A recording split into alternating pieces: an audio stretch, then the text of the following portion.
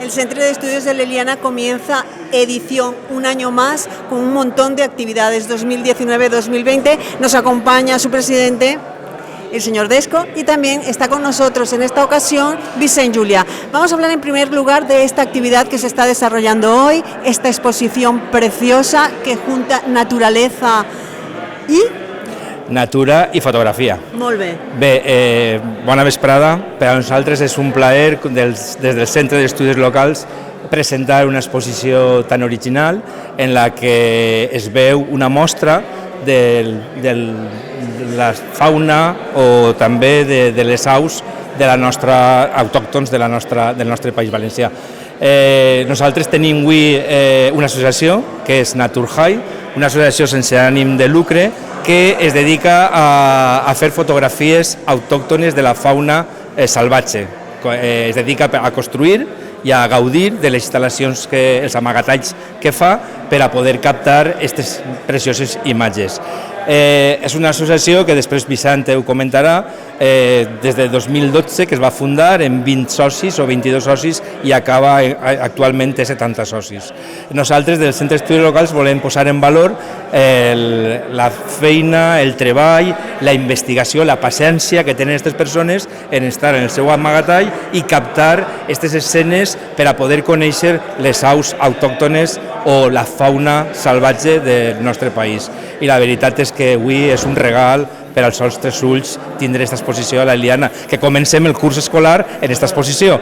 Muy bien, es algo realmente que nos tiene muy impresionados porque habéis reunido desde Naturhide, Vicent, un montón de fotografías. No sé cuántas en total hay hoy en esta exposición. Hay 40 fotografías, cada una es de un soci. Nosaltres som vora de 70, però encara així n'hi ha gent, perquè no, per lo que siga no ha volgut participar. S'està passant, és una exposició itinerant que s'ha passat per diversos pobles i la idea és donar a conèixer la nostra activitat i el que fem en la finalitat de que la gent sàpia gaudir i aprofitar el que és la natura i tratar també que la gent canvie les escopetes per les càmeres fotogràfiques. I això és un poc la nostra idiosincràsia, no? Un mensaje muy bonito. I conèixer espècies en perill d'extinció, que la veritat és que hi ha algunes que no coneixíem i gràcies a ells estem coneguent-les, i això és d'agrair. La verdad es que es un trabajo con muchísima paciencia para poder captar a esos animalitos que estamos viendo, los pajaritos, los venados, es decir, yo incluso podría decir que hay muchas especies que no sabía que las teníamos aquí. Gracias por ese trabajo tan bueno, Vicente. Y a mí sí que me gustaría, Rafa, que culmináramos esta entrevista, porque bueno, este es uno de los primeros actos que realiza el CEL, pero hay muchas más cosas pendientes. Sí, tenim un molt proper, d'ací 15 dies, que és l'1 de novembre, que és l'acte per la Pau, que el farem al cementeri, com tots els anys, convidant a tota la gent que vulgui assistir. Convidarem també als familiars dels 16 desapareguts, com altres anys, farem una ofrena, llegirem uns poemes, escoltarem unes cançons homenatge als caiguts. I després, el dia 20 de novembre, celebrarem en aquesta setmana la Setmana de Lletres Valencianes, inaugurant una exposició itinerant de l'Acadèmia Valenciana de la Llengua, que és Sant Vicent, escritor universal, i la veritat és que una conferència també, a càrrec d'Emili Casanova, el mateix dilluns, dia 18, que inaugurarem la setmana.